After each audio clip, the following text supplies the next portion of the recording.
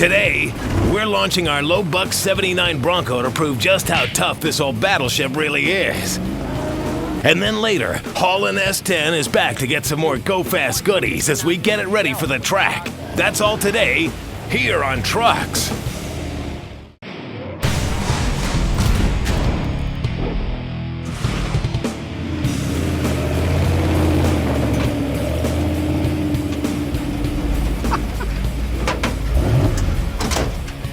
Hey, welcome to Trucks.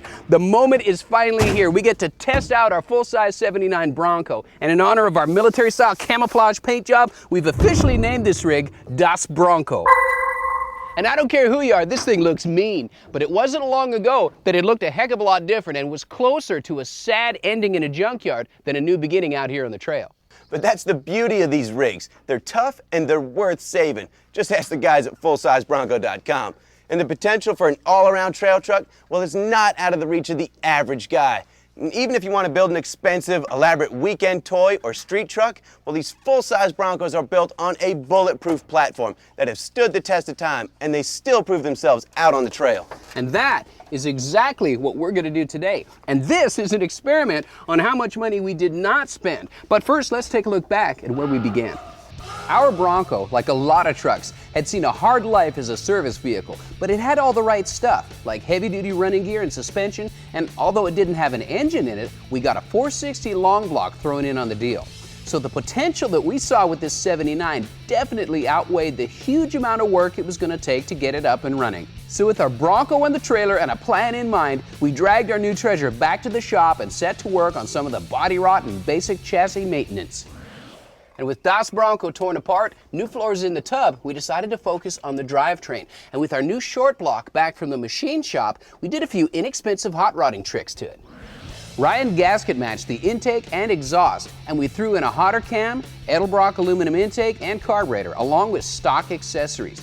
Now the 460 needed a new rear sump pan and some Transdap engine mounts to bolt it in between the rails, but it bolted right up to the new Reman C6. We threw stock drive shafts back in and rolled the dice on the 203T case with just a fluid change, since it checked out okay with some simple tests. And we'll know soon enough if this thing has what it takes to get us out of trouble, or better yet, into some trouble. But one of the things that gave this Bronco its most dramatic change over stock was the Rough Country 4-inch lift kit. We decided right from the start to keep this project real and not throw tons of money and a bunch of expensive parts at this Bronco. The 4-inch lift gave us the height we wanted without having to go to custom-length drive shafts. And that, combined with the Bushwhacker flares, gave us enough ground and tire clearance to do some pretty serious wheeling. So with the body back on the frame, we decided to shape up the sheet metal. Most of the body work was simple, just some surface rust and road rash, but the left rear corner was mashed in pretty good. So after a few rounds with Senior Knocker, our stud welding gun, and some good old-fashioned polyester surface enhancement material, and that stretched out, dented up quarter panel was now a distant memory and looking like new again. Like we've talked about before, this cab offers very little protection, so a roll cage was definitely in order. So Ryan went to work designing and building a basic 6-point cage out of 1 5/8 DOM steel. He anchored it down with large foot plates welded to the tub floor and lower A-pillars, and that's going to give us plenty of headroom and lots of protection. Using the same 1 5/8 inch tube and 1/8 inch plate, he designed bumpers that give us increased strength, steeper approach angles, as well as a winch mounting surface.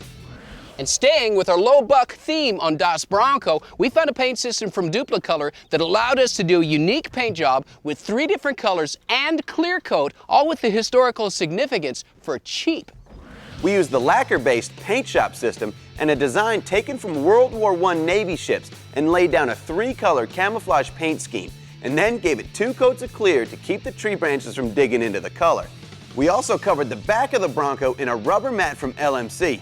Then we put our focus on finding a way to mount the mandatory spare tire in the back. So here's what we came up with. Using some leftover tubing from the bumpers, we designed a mount that would distribute the load and be more than strong enough to handle this big, heavy swamper. Plus, if we want to go to a little bit bigger tire in the future, well, it'll handle that too. And with this 12,500-pound rated super winch sitting on top of Ryan's new bumper, we ought to be able to hang this sucker from a tree. And one last thing, before we hit the trail, we're going to throw in this double trouble recovery hook. That's why we incorporated a receiver hitch into our rear bumper design. Okay, so here's what we spent to get to where we are now. Here are the big chunks, including the Bronco itself for $750. The 5 Super Swampers cost us more than $1,200. Our super winch was $900, and our Reman C6 was $650. But from there on out, everything was $500 or less, all the way down to our 460 long block. That was the best deal we got on anything. It was free. So, all things considered, we've got about $6,600 invested in Das Bronco, give or take a few bucks. And that leaves us with just enough gas money to run this thing up and down a few trails. So let's go see what this big boat will do. Hang on, cause Das Bronco is about to get unleashed. Don't go anywhere.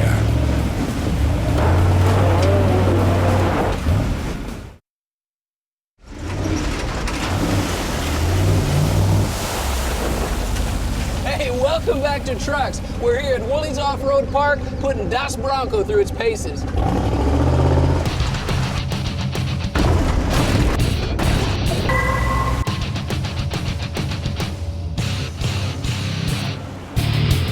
Now we've got the very best crew, always willing to pay the price to get you guys the best camera angles. We're ready for anything, and Das Bronco is too. A 5,500-pound vehicle that can devour Woolies mud bogs.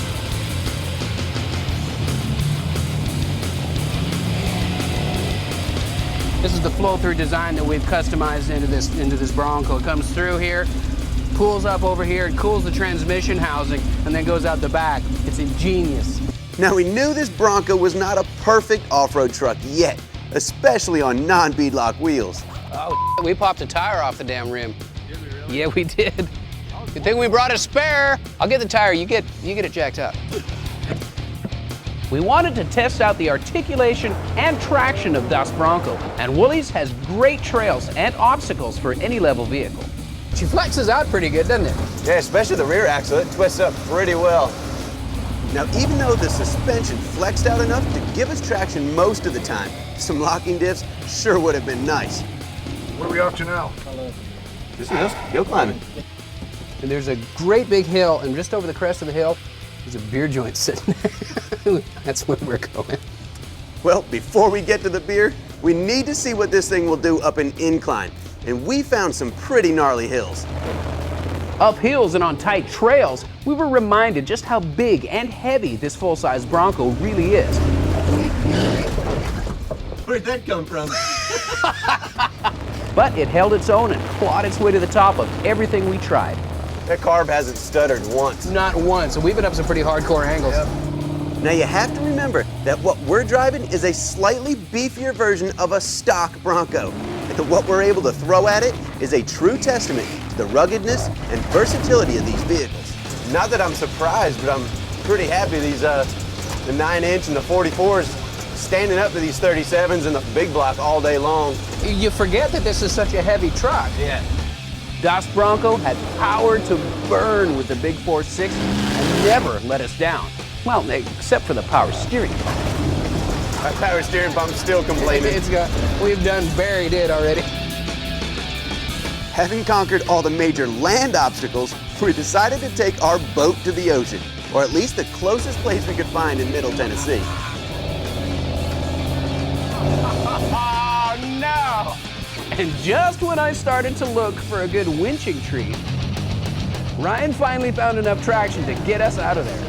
Yes, sir. Thank you very much. So, did Das Bronco get the job done? You bet your ass it did. But it also showed us where we could make improvements. But that's another show.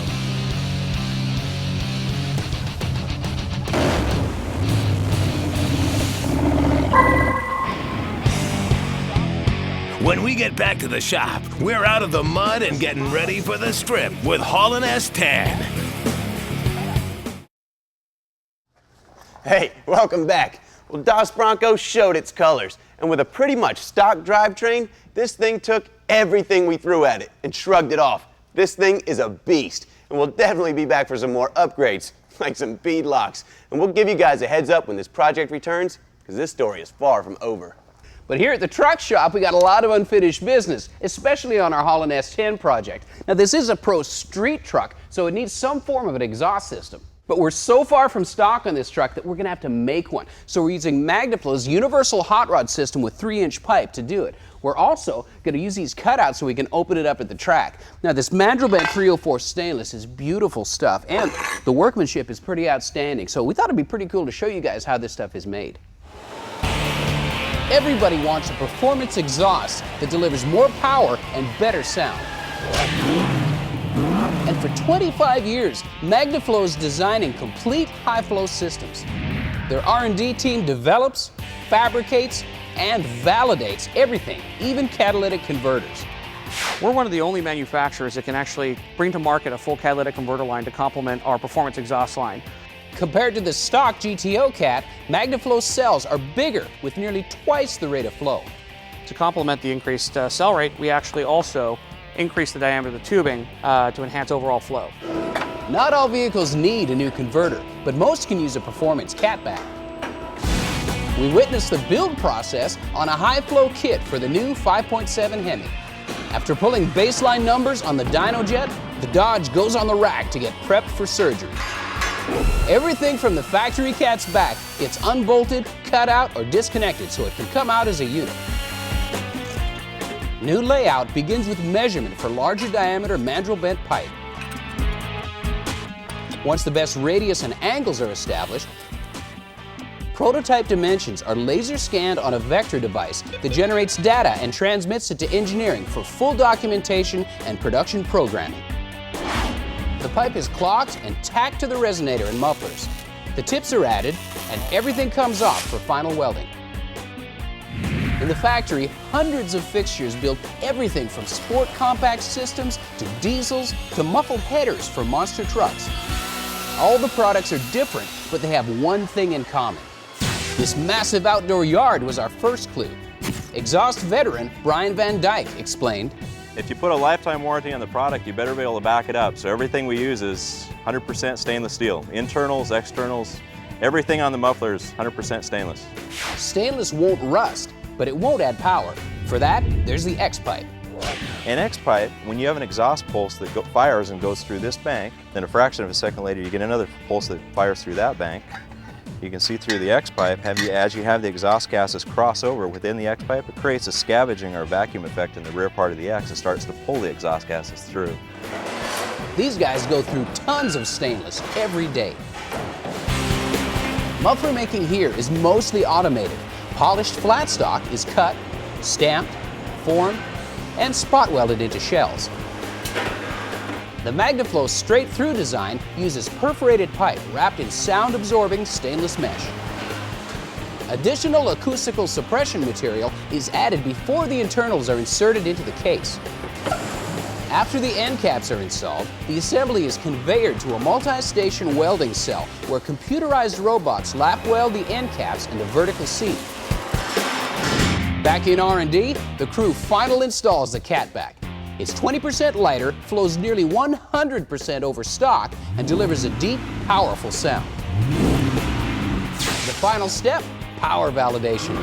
The DynoJet reveals an extra 12 horsepower and 14 foot-pounds of torque at the rear wheels. Proof again, a quality catback is a great way to add attitude.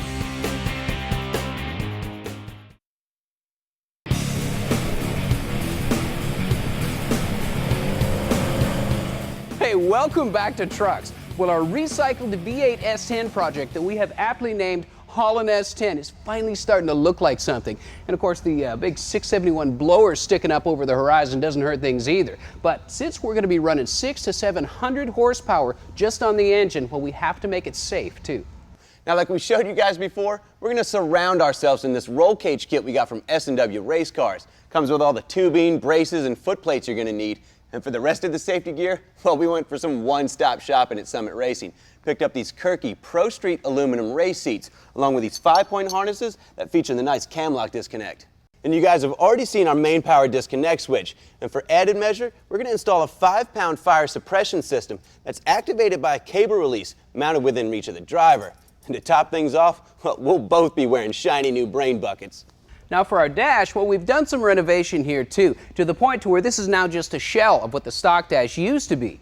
So we're going to load it up with Autometer carbon fiber faced gauges, starting with our monster tack and shift light that mount on top. Now the rest of the gauges we'll put inside these 20 gauge sheet metal inserts that will sink the gauges down into and create some mounting tabs to mount them right on top of the dash plate. And our new painless performance switch plate is going to mount right here where the AC vent used to be. Now between the switch plate and our Autometer gauges, we're going to have excellent communication with our truck.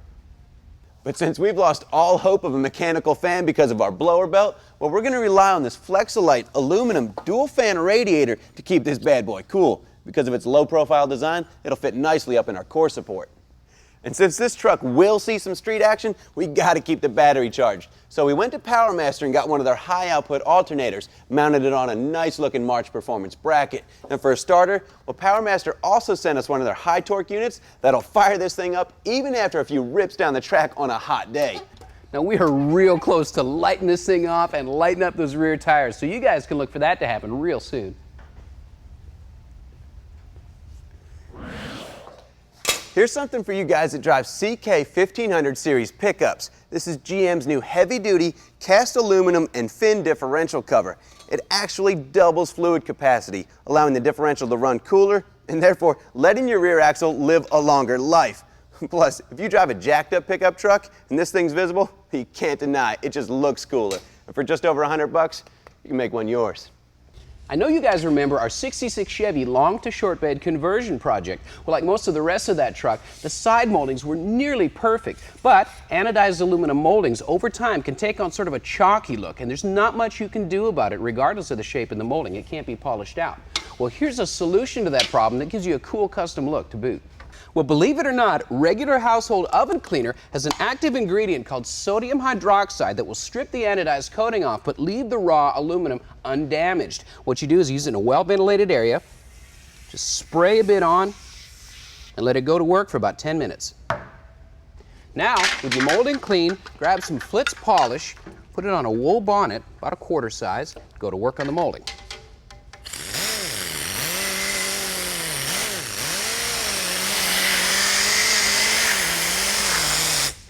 Now take a microfiber polishing cloth and rub the residue down.